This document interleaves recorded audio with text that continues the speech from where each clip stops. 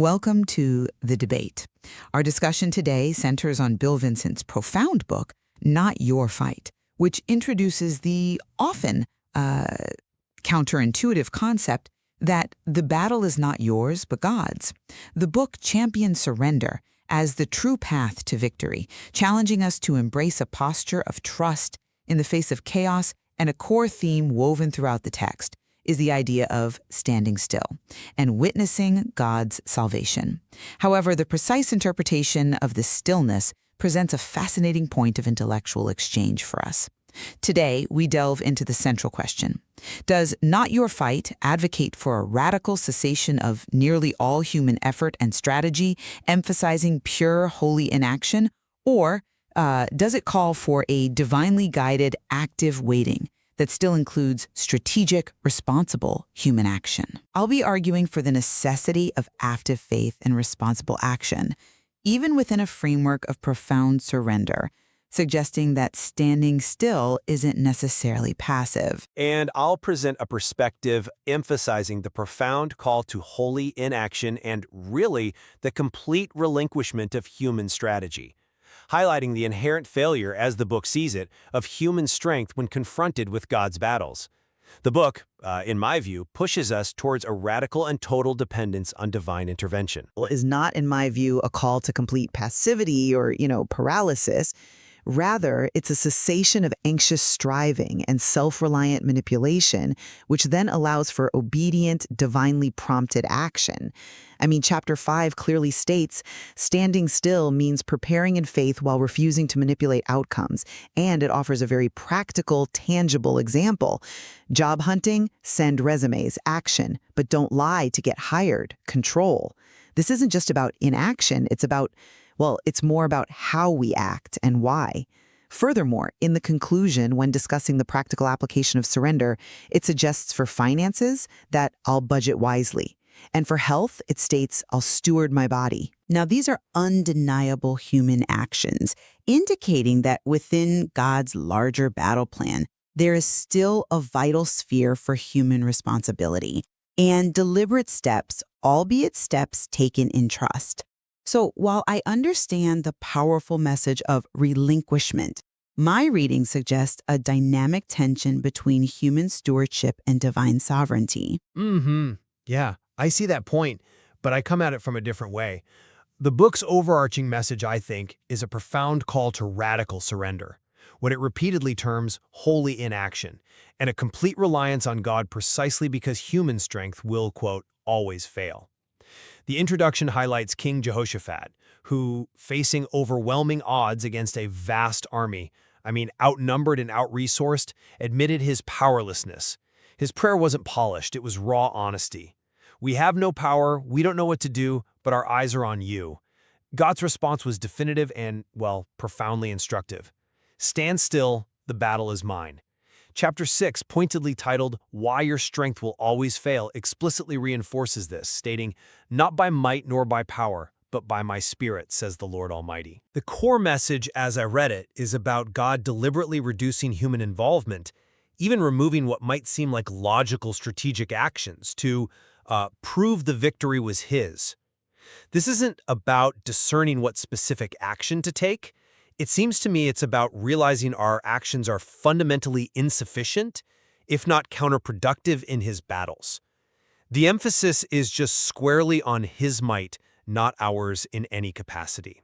Okay, but let's dig into this interpretation of stand still and holy inaction a bit more. The book really emphasizes holy inaction back in chapter 5, right? And it directly links it to that Sarah Hagar warning, where human efforts to help God out resulted in significant and enduring conflict. That's a crucial parallel, I think.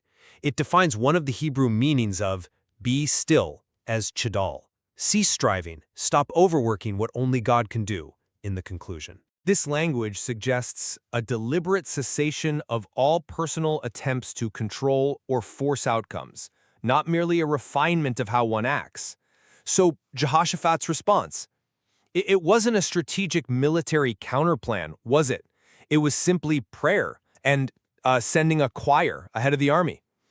This seems to be the blueprint for true stillness, a profound, almost total withdrawal of human strategic effort. How do you reconcile this cessation of striving, especially with that clear warning from Sarah and Hagar, with a call for active human strategy? Right. Okay. You make a compelling point about cease striving and, yeah, the dangers of human manipulation. And that Sarah Hagar story, well, it's definitely a powerful picture of what not to do, you know? It absolutely shows how pointless those human-driven schemes are. But does stopping striving necessarily equate to stopping all action?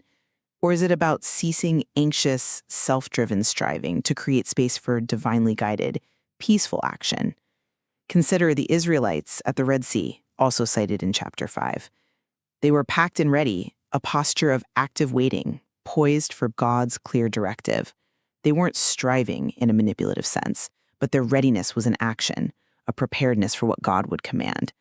That stillness wasn't paralysis, it was a purposeful pause, a kind of strategic holding pattern for God's clear directive. It implies a dynamic of readiness, not a total void of human capability. I understand the nuance you're drawing with active waiting, yeah. And the Israelites at the Red Sea are a powerful image of being prepared. However, the crucial element there, it seems to me, is that they stood still until God acted. They didn't pack and then, start digging a trench or building rafts while waiting. Their readiness was passive in the sense that they initiated no physical action until a divine command. The core message of Trud Hall, cease striving, it points to halting our efforts to secure the outcome. Jehoshaphat didn't prepare his troops for battle in any conventional way. He sent singers. This is a dramatic and frankly counterintuitive absence of what we would typically consider strategic human action. The book is consistently redirecting our gaze from our hands to God's hand. But I believe the distinction lies in the source and nature of the action. The text doesn't say cease all action. It says cease striving, which implies a particular type of action, one rooted in self-reliance or fear or a desire to control. The examples of budgeting wisely or stewarding one's body, as mentioned in the conclusion, those are actions. They aren't striving or manipulating outcomes, but responsible, obedient stewardship within God's larger plan. The Israelites were ready to obey when commanded. Their standing still wasn't an end in itself, but a preparation for a specific divinely ordained movement. The book isn't promoting a complete suspension of human faculties, but rather redirecting them from self-generated effort to God-directed obedience. It's about letting God lead, not removing oneself from the field entirely. Let's maybe pivot slightly to the role of human strength versus divine power. You've highlighted a crucial aspect of God's sovereignty in reducing Gideon's army, and that message of not by might. That absolutely underscores the book's emphasis on God's power. But how do we then interpret passages like Paul's thorn or the widow's oil, where God's power seems to operate through acknowledged human weakness or an act of obedience? Chapter 6 references Paul's thorn, where God declares, "My power is made perfect in weakness." Now, this isn't an implication that God replaces all human effort. It suggests his power works through human weakness, transforming it into a vessel for his glory. It's not about being utterly inert, but about moving from a position of acknowledged weakness into a posture of reliance where God's strength is manifest through us. The example of the widow's oil in chapter 6 states, "The oil flowed as long as she kept pouring," symbolizing God's supply, meeting our obedience. Obedience inherently implies an action, a human action, albeit one guided by divine instruction. This points to a partnership of reliance, where human action, however weak, is still present and necessary, rather than a complete absence of the human element. The book, I believe, consistently presents human strength as inherently failing and, well, insufficient when confronted with battles that belong to God. Chapter 6's opening story of the author collapsing after 72 hours of being the strong one for his family precisely illustrates this point. His own strength ran out, and that was the turning point. God, in that instance, had to intervene because human strength had failed. More strikingly, the text describes how God intentionally reduced 32,000 soldiers to 300 to prove the victory was his in Gideon's army, which was a deliberate and radical removal of human might, not a leveraging of it. The core message of "not by might nor by power, but by my spirit," it isn't about setting the stage for leveraging weakness to then activate some human action. Rather, it's recognizing that our strength, however it's framed or seemingly obedient, is fundamentally inadequate. And the practical steps the book provides for leveraging weakness consistently remove human agency. It suggests we replace "God help me" with "God be my strength," and use "I can't, but you can" for prayers. This doesn't feel like partnership in the sense of shared effort. It feels like a complete transfer of power and responsibility. I hear your emphasis on the radical removal of human strength, and Gideon's story is certainly a powerful testament to God proving his victory. But if God truly desired a complete absence of human action, why didn't Gideon's 300 simply stand by and watch? They still picked up trumpets and jars and then shouted and broke the jars. These were physical actions, albeit unusual ones, directed by God. They weren't their strategy, but they were their actions. Likewise, with Paul's thorn, God's power being perfected in weakness doesn't mean Paul stopped preaching or traveling. It means God's strength was evident in and through Paul's weakness, enabling him to continue his ministry. The book never advocates for ceasing all ministry or daily responsibilities. It calls for surrender in those activities. Okay, but those actions of Gideon's 300 were so counterintuitive to conventional warfare that they precisely served to highlight the absurdity of human strength and the necessity of divine intervention. They weren't strategic actions in the human sense. They were symbolic, almost ritualistic acts of obedience designed to demonstrate that the victory was not by their might. And for Paul, his weakness amplified God's power, yes, but it was God acting in Paul's weakness, not Paul's weakness becoming a platform for his own continued human effort in the way we typically think of it. The book is very clear that our strength will always fail, and when God's power is involved, it often means the suspension or even the reversal of conventional human effort. The consistently repeated message is, God fights for you, which strongly implies a substitution, not a collaboration of strength. And when we look at the practical application of surrender in daily life, the surrender experiment in the conclusion asks readers to literally lay hands on the paper and pray, God, this is yours. This is a radical, almost ritualistic relinquishment of control over a specific battle or situation. Consider also the example of George Mueller as recounted in Chapter 8, who cultivated unshakable trust by never telling human needs to donors, only to God. This exemplifies a complete rejection of human channels or strategies for provision, trusting solely in divine intervention and removing all strategic human maneuvering for results. It's about a total hands-off approach to the practical outcome, and these examples strongly support my interpretation of holy inaction as a complete cessation of human initiative in these battles. I see why you emphasize those powerful examples, especially Mueller's radical trust, which, sets a very high bar for total dependence. However, while Mueller's approach is profoundly illustrative of absolute reliance, the book also provides guidance that integrates human wisdom into surrender without negating it entirely. The same conclusion that introduces the surrender experiment offers these very practical examples for everyday life. For finances, it says, I'll budget wisely, but I trust you as my provider. For relationships, I'll love authentically, but I release outcomes to you. For health, I'll steward my body, but healing is your department. Now, these are clearly human actions, deliberate, wise, and responsible steps. They are done in wisdom, but with the outcome surrendered to God.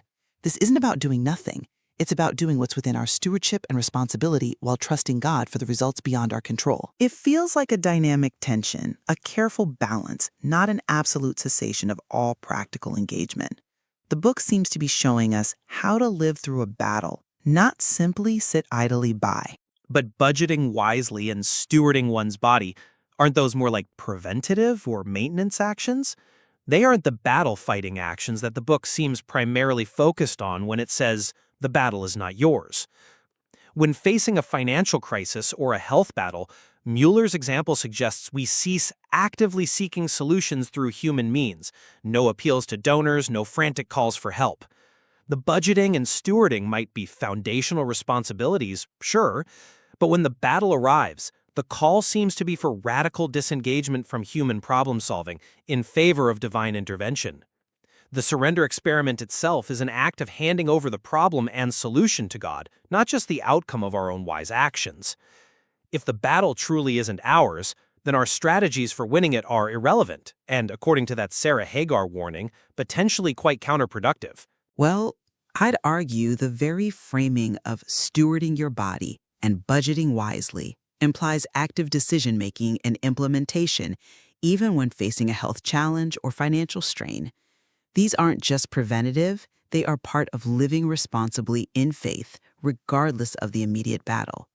If one has cancer, for instance, stewarding my body could very well include pursuing specific, perhaps God-guided medical treatment, not just sitting in holy inaction.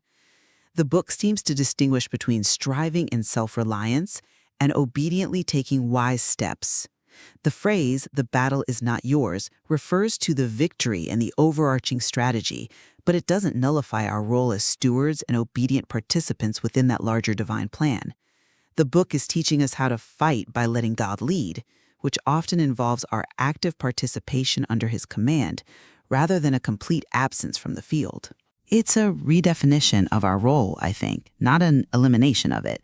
Our discussion today has truly illuminated the nuanced yet powerful message of Bill Vincent's Not Your Fight.